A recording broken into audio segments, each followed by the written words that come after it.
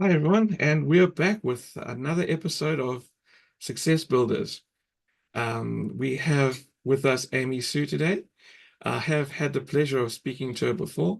We actually met at a common sort of networking group and had such a wonderful chat that I just felt compelled to ask her to please come on the show and just share, her own inner goodness and good spirit with us. So I'm really pleased to have her with us today. So welcome, Amy Sue. Please do tell us where you're from and um, what sort of line of work you're in, and we are all interested to hear from you. Okay. Well, I'm from Lexington, Kentucky, where we are known for three main things. We bleed blue because we're Kentucky Wildcat fans, and we drink a bourbon. I don't drink bourbon, but a lot of people here drink bourbon. And, we're all about our horses. So that's where I'm from. And what I do is I am actually a spiritual mentor and healer. And I just help people remove the blocks to the awareness of love's presence, which is the truth of who we are. And as we remove the negative blocks that are keeping us from our truth, then our natural inheritance happens, which is joy, love, life, peace, and abundance, right? Like that's our birthright. That's how the creator created us. That's it's inherent in each and every one of us, not some of us, but all of us. And so I really enjoy doing that. And some of the ways that I do that is through like inner child work, um, parts work. A lot of my clients they're usually pretty successful. They've got the like world stuff down. It's more that spiritual aspect, right? They just don't feel fulfilled. They don't feel at peace. They're not happy. You've got the cars, you've got the houses, you've got all the things, but something's missing, right? And you just don't know what that something is. You can't really enjoy it. You don't feel at peace. And most of the time, it's because you're not fully living the way that you were intended to live. You don't have that peace, that joy, that bliss, that abundance. You're not fulfilling your purpose. And when I say purpose, I don't really mean like the purpose, like, oh, like everybody's trying to get their purpose. What's my purpose? What's my purpose? What's my purpose? Everybody, as far as the creator is concerned, everybody has the same purpose. We are all in the same boat. And your purpose is to live a happy, joy filled life, to express love, to be loved, right? That is what your purpose is. And it comes in many ways, many fashions. And that's kind of what you got to figure out. What's your way to express love, right? What lights you up? And whatever that is, you just do more of that. But you got to give yourself permission to do that. And so I really get the honor and the privilege of helping people not only discover that, but also be able to live in that. That's really amazing. And that is exactly one of the reasons why I wanted to get you on here today.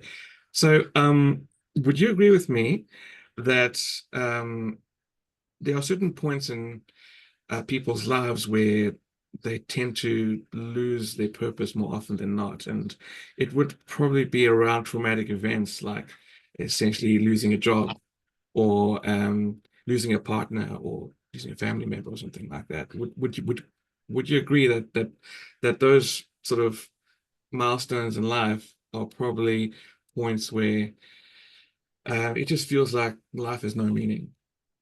Yes, absolutely. I would agree. Oftentimes, those are kind of what trigger that. What's the meaning of life? What's the purpose? What's the point? Why am I doing this? I don't want to struggle. I don't want to suffer anymore. When does it end? Type thing, right? Um, because we always tend to look outward. We're always looking out into the world to describe and help us understand how we are. And the answers aren't really out there, even though we think they are. That the answers are actually inside. Everything that's happening out there is a reflection of what's inside of you. And so when those things happen, they're kind of like wake up calls, right? They're invitations to go in. And so we have that opportunity to really go in and seek out things and figure out like what does make me happy? What do I want to be doing? Some of us are artists. Some of us express love through art. Some of us are, builders and we express love through building. Some of us are communicators and we express love through communication. Some of us are sewers and we make things. Some of us are bakers and we bake things. You know, Everybody has that thing, and oftentimes you have more than one thing. It's not like there's just one thing that lights you up. There'll be multiple things. Like for me, example, I love to organize things. I'm great at organizing. Put me in a room that needs some organization and I am happy as a clam. I will get the little things and put this little shelf here and these little drawers here and put all these little things in it. And I just feel so accomplished and like just so excited. I'm also a baker. I love to bake. I like to make sourdough bread. I like to be creative with my baking, but put me in a big old kitchen, give me some meat and some vegetables and some seasonings, and I'm going to whip up something amazing that nobody's ever had before because I just get to create it there on the spot, right? And that brings passion to me. I love helping people, right? Any way that I can help people lights me up. I also love children. I love being a mom. Those are the kind of things that like really light me up. And I also really love it when other people get that aha moment, like when you're talking to a client and they're really struggling and they have that breakthrough and then you see that twinkle in their eye, you see that connection and they get it, that link that happens. That is just like heaven to me.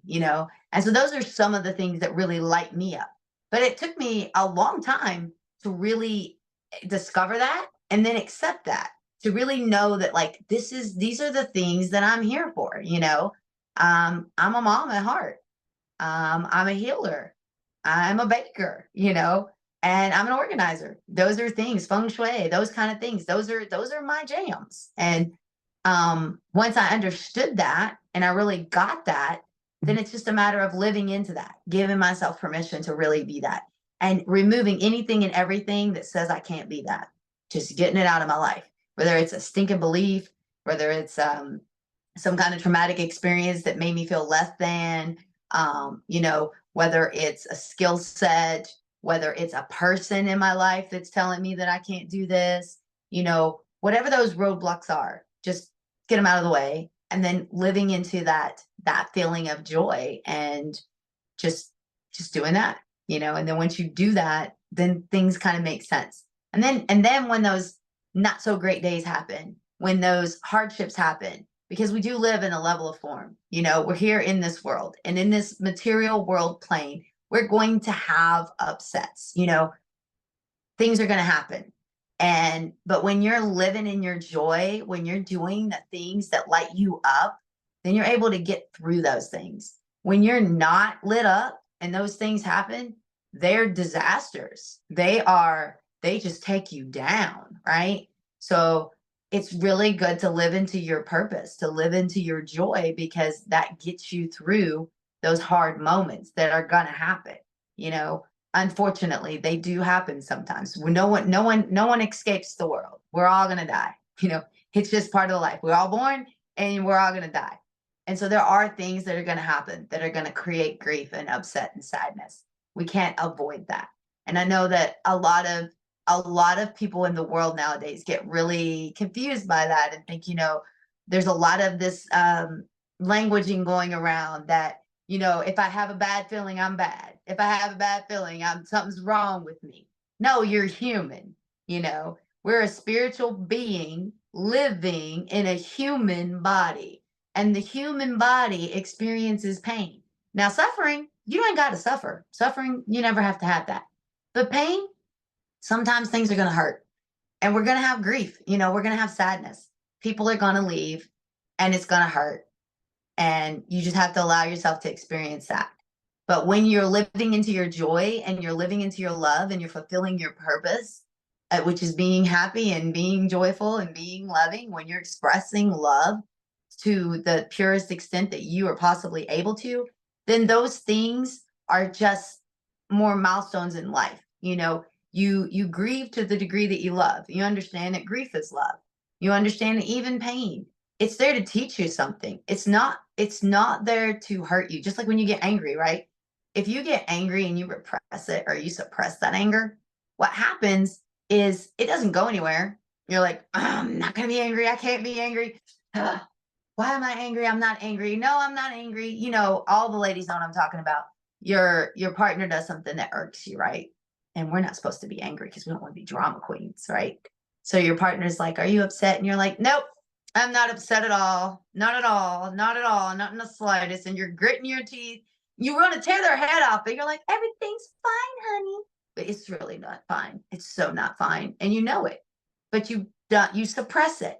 You don't speak your mind. You don't allow yourself to feel the feeling. Because you know what happens to that feeling? It don't go anywhere. It just goes down into your body, makes itself at home, nuzzles into a cell somewhere, and it just brews and it brews and it brews and it boils and it festers. And it might become high blood pressure. It might become cancer. It might become some kind of virus. It could become anything. It might become depression. It can become a lot of different things because you didn't deal with it. It's not going to go anywhere. Eventually, you're going to have to go and deal with that anger. And once you deal with that anger, it'll just leave. So your choices are learn how to deal with them in real time or stuff them and deal with them later or just get sick. Because, I mean, there's really no other option. And so I get the privilege of helping you learn how to deal with them in the moment so that they can just go through. It just like the waves of the ocean, right? The ocean is constant. You're the ocean. The waves will come. The waves are the different emotions. And when you learn how to navigate those emotions, then they just pass on by and the ocean remains, right? Here comes the wave. What happens to the ocean? It don't go anywhere. It's still there. If the ocean can't, what would happen if the ocean is like, no, no, no, I don't want the wave? It's not going to stop the wave. It's still going to be there, right? It's just going to freeze frame it, but the wave ain't going anywhere. Eventually, the ocean's going to have to allow the wave to pass through it. And once it does that, everything's fine. We're no different. Yeah, 100%. Actually, I really resonated with some of the things that you said. Um, Firstly, just basically summarizing, is you as a parent have a real connection point with other people who are also parents. So that kind of helps you in what you do, um, to be able to reach others who are also, going through different traumas from being a parent or from, you know, being a mom or a wife or a partner. So that's really cool that you have that frame of reference, that you're able to use your own personal experiences to then help someone else. And the organization stuff, I wish you were here near me because I need some organization. I've got 4 kids. You can imagine how this organized things. Oh, I can imagine. I've got 6 of them, so I know. Oh, you have more. Well, at least you're an organized person and you can get a handle on top of that.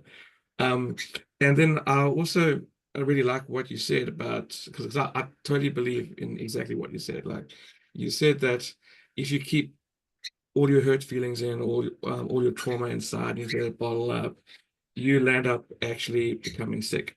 And the bit of a science behind that is basically that trauma creates oxidative stress in the body, and it actually creates an acid body state. And when you have an acid body state, what happens? You start getting diseases like, for instance, gout, diabetes, cancer. Those things all live in an acid body state. Right? And a lot of that is caused by stress. And so you kind of like hit the nail on the head right there. And I fully agree. So, um, not only should we look after our health in terms of what we intake into our bodies, but we need to look after our health in terms of our mind and what we think about, what we focus on, what we dwell on, because it's ultimately our choice whether we dwell on the negative or whether we frame it positively. Like we can say that, all right, I said in actually a recent live I did.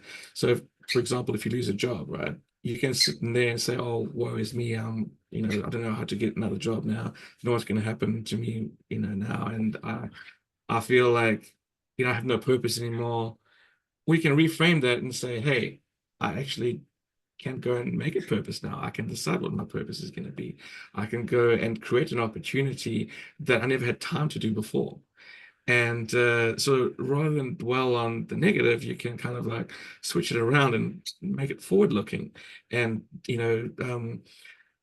rather think of something sort of that can come out of it that would be positive. So definitely like everything that you just said.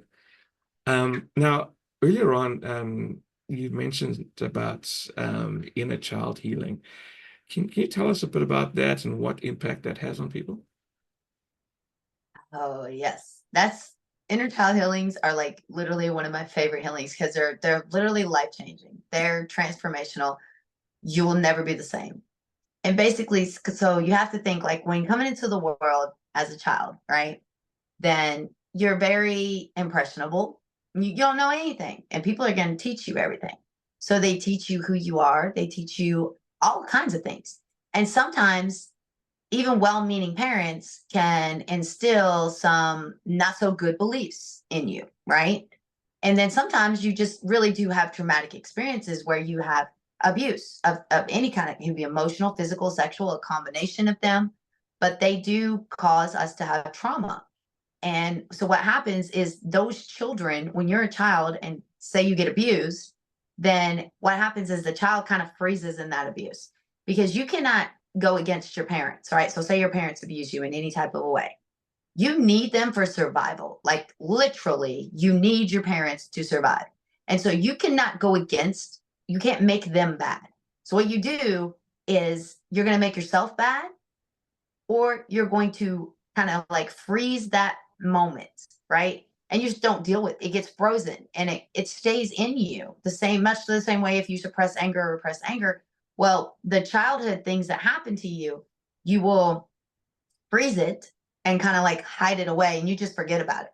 And you think that you're fine because you don't see it, you don't remember it, but it's still affecting your life. And those would be the kind of memories, those are like what we call like repressed memories. You can't remember them, right? A lot of inner child work exposes those, brings those up, or you have they come up on their own when you're ready because they, like I said, they don't go away. And so now it's like 25 years later and you're at a different place in your life and your mind decides, okay, we can deal with this now. And all of a sudden you have this flashback on this terrible thing during a moment in your life. You're in real time and you're having this memory of this thing that happened when you were 7 years old. And you're just like, oh my God, what? And you're reliving it. And now it's like you're that 7-year-old kid again, having this experience happen. And you're responding like a 7-year-old kid, not that 25-year-old that you are. You have to go back, and we don't have to. You get to go back with someone and they're going to hold that space for you and you're going to talk to that child and you're going to help that child understand that A, they're safe now. What happened then is not happening now. They're okay. You're going to validate them, listen to what happened, listen to their experience. You're going to love on them, right?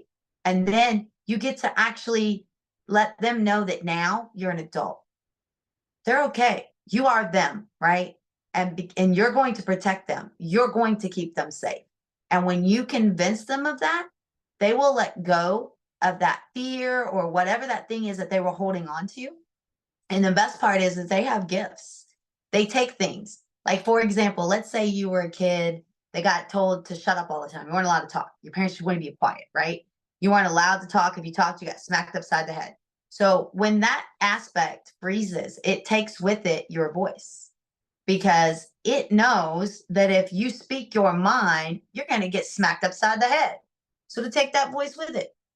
And I don't mean like it physically takes your voice, it takes your ability to stand up for yourself, right? So now you're going through life, and every time there's a moment where you need to stand up for yourself, you just can't do it. You get paralytic fear, you get anxiety, you run the other way. You can't stand up for yourself no matter how you try. You want to desperately stand up for yourself, but you can't do it until you heal that aspect, that little child in there that's saying, no, no, no, no, no, no, we can't do that. We're going to get smacked down. So you have to heal that. So that's where inner child work gets, where it really literally changes your life. You get your voice back. Now all of a sudden you start standing up for yourself all the time. Nobody's going to knock you down no more because you have healed that aspect of you, and that part of you now feels safe. And so it will allow you to stand up for yourself. Another example would be like, say, here's a benign example, right? You had a pretty decent childhood. You're like, well, my parents didn't really abuse me. I had a good childhood. My parents love me. I don't need none of that. I'm fine. But let's just say you were like a clumsy child, right? Let's say that you were like always falling down, or you tripped a lot, or you spilt things a lot. And your mom was like, yeah, that's my clumsy child over there. That child's clumsy. And now, so you internalized, you took on a meaning that you're clumsy, right? That's what you heard. I'm a clumsy child, right? I'm clumsy. I am clumsy, right? So you believe that you are clumsy. Now, you forget about that. You're growing up and you're the kid that spills coffee on the computer at school. You're the kid that trips and breaks your art project that you're taking into the classroom. And now you're an adult and you're the one that's at work that spills the coffee on your computer and ruins the whole computer, and the manager gets mad at you. You're the one that breaks your high heel shoe when you're going on a date, like think like Murphy's Law, right? If it can go wrong, it will go wrong. You always having these little mishaps. And you don't understand because you try so hard. I mean, you are meticulous in everything that you do so that these things don't happen. Yet they still happen. And you just you can't figure it out. Well, you come and you see me. And then we go and we looking in there and we find out that when you were 5 and 6 years old, your mother called you clumsy all the time and you internalized that you're clumsy. So no matter what you do, you're going to be clumsy. So we go back, we talk to that little 5 and 6 year old, we help it understand that it's not really clumsy, that it's actually meticulous. It's actually very straightforward. It's all put together. It's whatever the opposite of clumsy is, right? And we let that child know after the child tells us how it felt clumsy and you can't do anything right and all of these things, then we tell it the truth. We get it to agree with the truth. We release the energy that it feels where it feels clumsy in its body. It could be in the chest, it could be in the tummy, it could be in the big toe. I don't know where it's going to be. Sometimes it's in crazy places, right? It doesn't even matter. We release that energy. We put in the new information and consciousness. And then you go all of a sudden, you go to work and that coffee's right by your computer. And guess what doesn't happen? It doesn't spill. You make it through the whole day, not a single spill. You pick up the coffee, take a drink, nothing gets on your body. You go out to eat for lunch, you don't spill the food all over you. You're like, oh my gosh, I can't even believe this. You're no longer clumsy because you have taken that part, that aspect that said you were clumsy, and let it know that that's not your truth. And you've taken on a new identity and a new truth. And that's the beauty of energy because we're energetic beings. We are spiritual beings living in a human body. We are not physical. We are energy. And so when you deal with the energy, it transfers into the physical. And it's a beautiful thing. And it really does change your life. And it's hands down one of my favorite sessions. I love doing inner child work. Most of the time I end up in tears though, because it's so beautiful, to like watch that transformation unfold and to watch these people love themselves too. Because that's the thing is you don't really realize when you're going in there, you're thinking about the child, but you know who the child is, it's you. So when you're protecting that child, you're protecting yourself. When you're loving that child, you're loving yourself. When you're trusting that child, you're trusting yourself because you are the child. And it's just beautiful. It is beautiful. And I can actually speak into that. So recently, I heard someone in our community just talking on one of our internal calls, and he was basically talking about how he's working through things about his past where, in the 70s and 80s, children were meant to be seen and not heard, right? And exactly what you said. Okay, Yep. so he's basically working through that, and he pretty much has a diminished voice because of that. He doesn't feel like he ever had a voice. I myself went through something. My grandfather died in our home when I was just 12, 13 years old, more or less, and the trauma from that kind of like kick-started me getting a speech problems. I had a stutter for most of my teen years in high school. Um, and I couldn't say my name. I had to spell my name. I couldn't approach people. I used to do stand up and doing a speech at school, and I'd have to spell every second word, right? You don't pick it up as much today, but still there. Still, I'm an R a little bit. The trained ear could probably pick up that I had a speech problem when I was younger, but it was like super bad. And obviously, kept on reinforcing the negative belief in myself that I have a problem. I can't speak. I can't do this. I didn't have that love for myself because I thought I was less than, right? And what really changed for me was what we sometimes say is the power of one. And all it took is one person to believe in me. So that was my wife. An extremely beautiful girl came into my life, and she treated me like there was no problem. She basically would speak to me on the phone and give me time to spell out everything, and she should wait patiently while I used to try to explain everything and have to spell out half the words. And just for someone to kind of accept me for who I was, helped me to want to become better. And then through practice and being in business and going out and working to support her and us because we got married. And I then broke free of it, and through practice just got more confidence. And then I started doing things like being in a call center, doing sales, speaking, phoning 100 people a day, um, being on podcasts like I am today, and that really helped me break through that. But the point is, not having a voice is probably one of the worst things you can have. And I'm very grateful nowadays to social media in some aspects, because with social media you can have a voice, even if you can just write something and just write a blog or something like that. If you can't speak it, you can at least write it, and then that is actually very cathartic and helps a lot of people who maybe have physical disabilities and can't talk. Um, and it gives them an outlet to be heard by society. So that wasn't around back in 1980s, 1970s, and even the early 90s. You'd have to maybe write a book and then try to get it published, and then you Yeah. don't get the feedback, So I think social media, despite the horrible things that happen in social media, it also has a lot of good, and it can give a lot of people a voice, which is really, really cool. Um, another question for you. What are the first things that you teach new clients? I would say one of the very first things I teach new clients, hands down, is grounding. Because most people do not ground.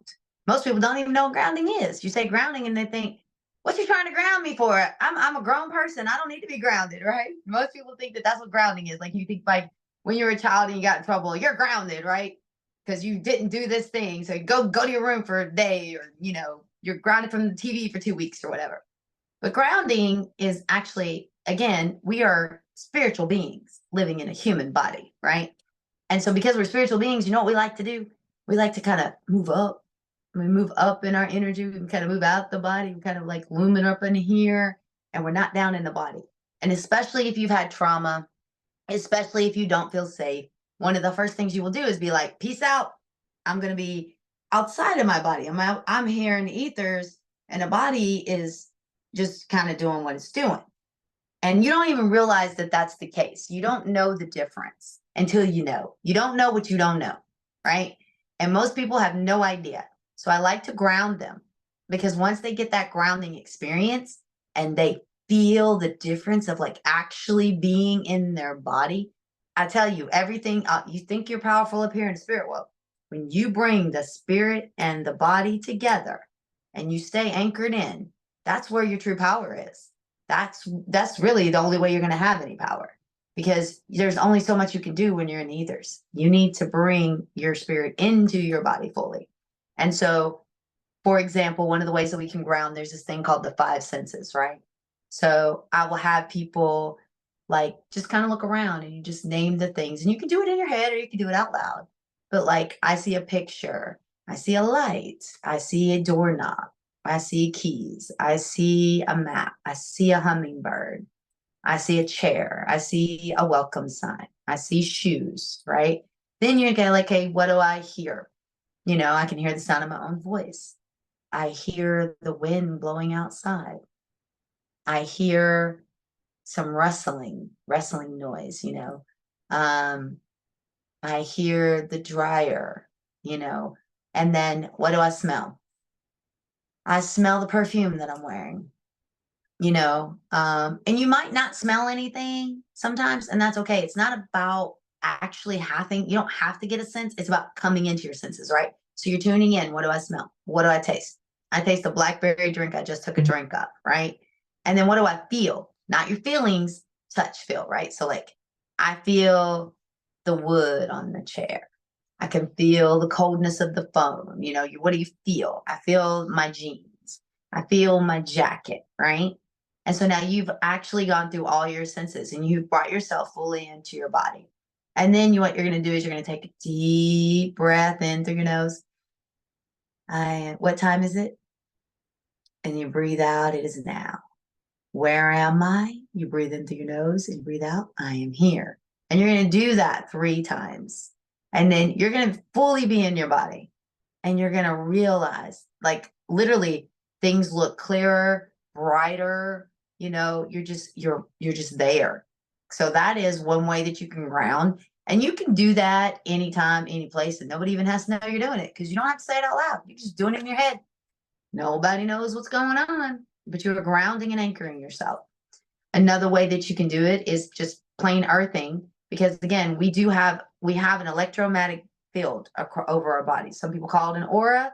Science calls it electromagnetic field, right? And so when you go outside and you stand, now you can't do it on concrete, it ain't going to help you none. You can't have no shoes on because the shoes create a barrier. But you want to go out there and you want to stand in the grass, you want to stand in dirt, mud. You could do it in the ocean, on the sand, as long as it is earth, some kind of earth, right? It has to be earth. You're standing on the earth. And then you need to do it for about, 20 minutes is ideal. That's when you're going to get the most benefits, but at least 10, a minimum of 10.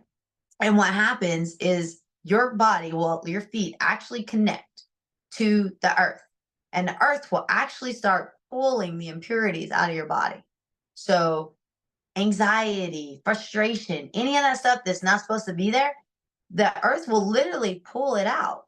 And then once it pulls it out, it's also sending in that earth energy, right? The energy that it is. So you got to think it's like the earth energy is coming up and the other energy is coming out, right? And your feet literally, and if you know about reflexology, you have meridian points.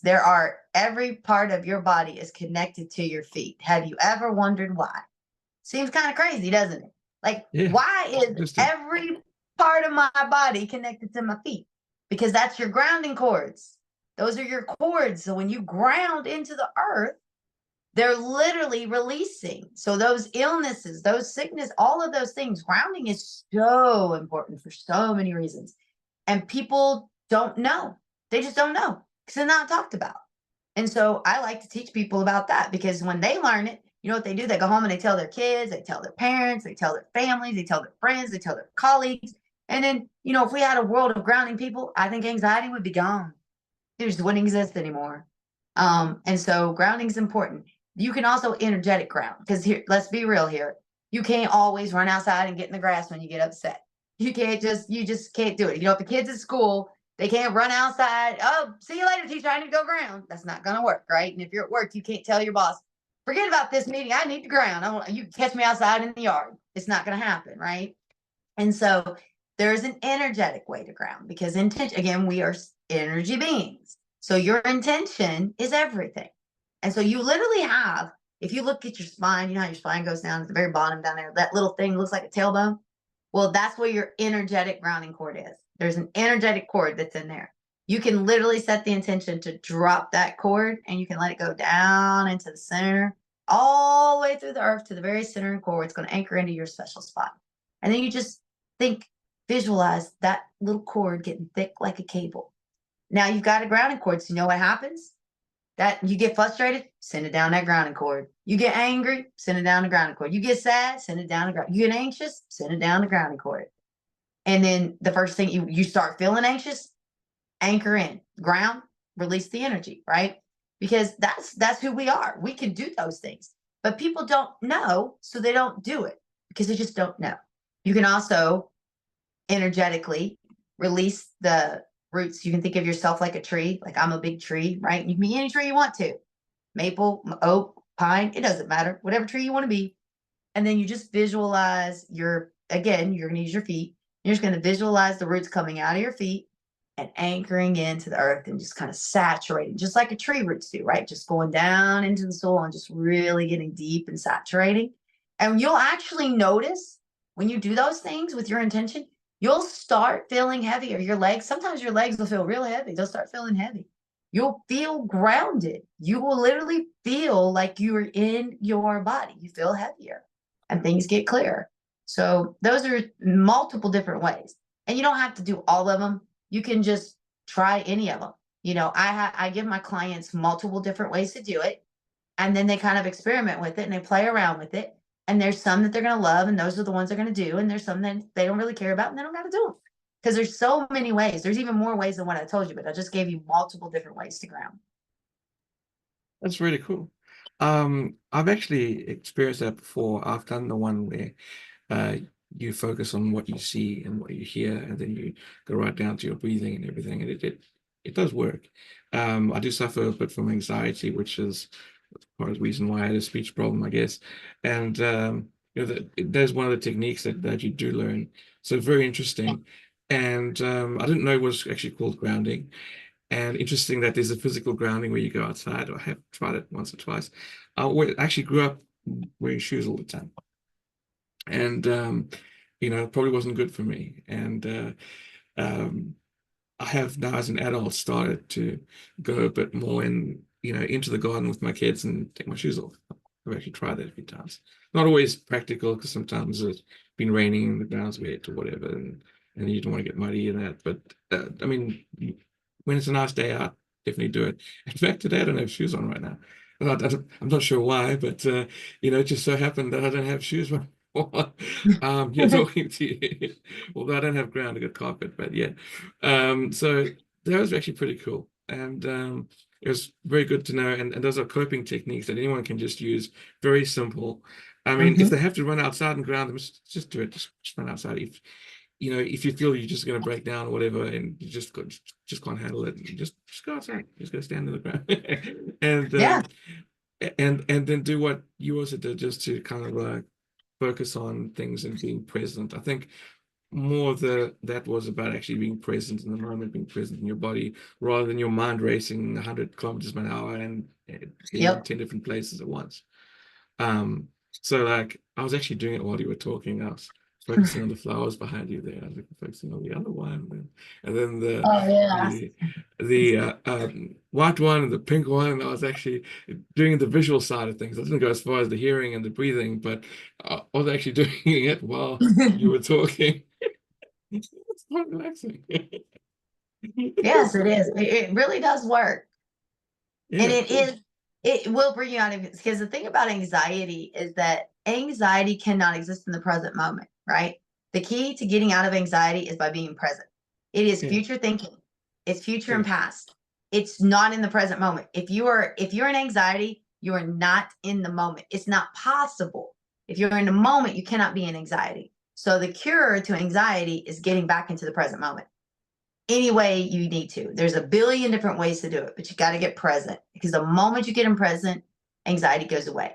The first time that I ever had, I didn't even know what was happening. I never had anything like this. And I was driving down the road one day, and all of a sudden, I started having this anxiety attack, and I didn't know what it was. And so I started talking to spirit, talking to God. I'm like, I thought I was going to die. Like, I had no idea what's happening. My kids are in the car. I'm freaking out. I pull over on the side of the road because I'm like, I can't drive. And I felt like I'm going to jump out of my skin. I'm going to crawl up out of my skin is what it felt like. And at the same time, I'm wanting to jump out of my skin. It also felt like there was this big boulder on my chest. So I can't breathe. And I'm trying to get out too. So it's like, imagine this constant feeling like this. It's like I'm trying to get out and I'm stuck.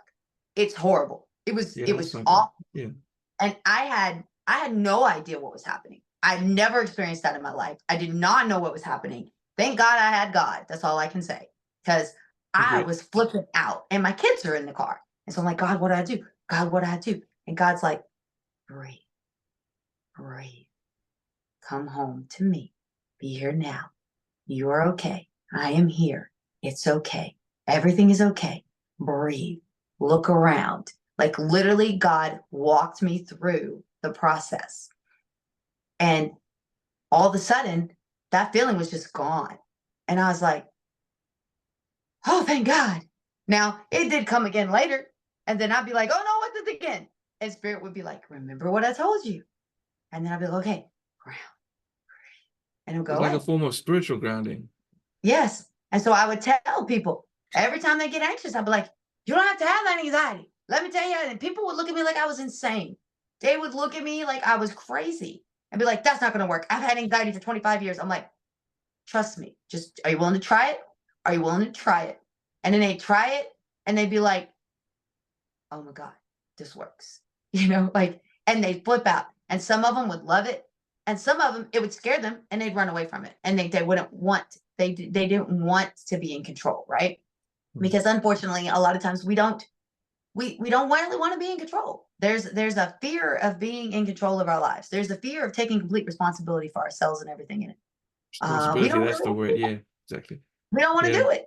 And yeah, so some people will actually run away from the truth that's available to them and the help that's available to them. And that's okay. When that happens, just love them. They'll come back when they're ready, you know. But yeah. it does work. It does work. These things really do work, and they really do change your life. I can promise you that. That's really cool. Thank you so much for your insights today and for the value that you've really shared with me and with anyone listening here. Um, really enjoyed having you on the call, and wish to hear from you again in future. It'll be really wonderful to have you again. And are there any last thoughts you want to leave with the listeners? I would just say that if you're listening to this and you're skeptical, that's okay. You know, just get a little curious, right? Um, and just try it. And just know that like you can find me, you can message me, you can ask me questions. I always offer a complimentary session where we just kind of get together and we talk about what's possible between the two of us, and you can decide if it will work for you or if you want to try it. There's never any pressure. And whether you do that with me or somebody else, if you're struggling, if you're suffering right now, you don't have to suffer. I promise you there's ways to end the suffering, and still be here in the world. Um, and so just be willing to try something different. Be willing to think outside of the box. And and just ask God. Just pray. Just ask for help. Because the thing is we have free agency, and God can't help you unless you ask. There's they're not going to enter God's not going to intervene unless you ask or someone asks for you. So, prayer will get you there. And however you pray, you can meditate, you can pray. It doesn't matter. It doesn't have to be like, oh God, you can talk to the universe. Like you could talk to Buddha. It doesn't matter. It really doesn't matter, because the universe that created us, the alpha, the omega, the allness, the isness, the whatever you want to call it, the creator, doesn't really care what you call it. I mean, it's everything. It doesn't need anything from you. It doesn't need your accolades. It doesn't need your praise. It's completely full within itself, and it just wants to share with you. That's all it wants to do. And so if you give that invitation and ask for ways to feel better, the ways will show up in your life, whatever that is. And if you're listening to this and you're struggling, this might be that way showing up for you. Thank you so much. Those are lovely parting words. So I would encourage you that when I do post this up, if you could just like and comment on it so that everyone can have a way of finding you through your comment underneath the post that I put up on the Facebook page. So Okay. yeah, I think that'll be the easiest way for someone to get in touch with you, and they can just message you directly. And if anyone is listening to this and wants to have an interview, has a small business or has a practice of some sorts and would like to come on to the show, please reach out to me directly, and I will be happy to have a discussion and see about having an interview in future, just like what we did today with Amy Sue. So thanks so much for tuning in, and I'm about to stop the recording. I'll see you next time.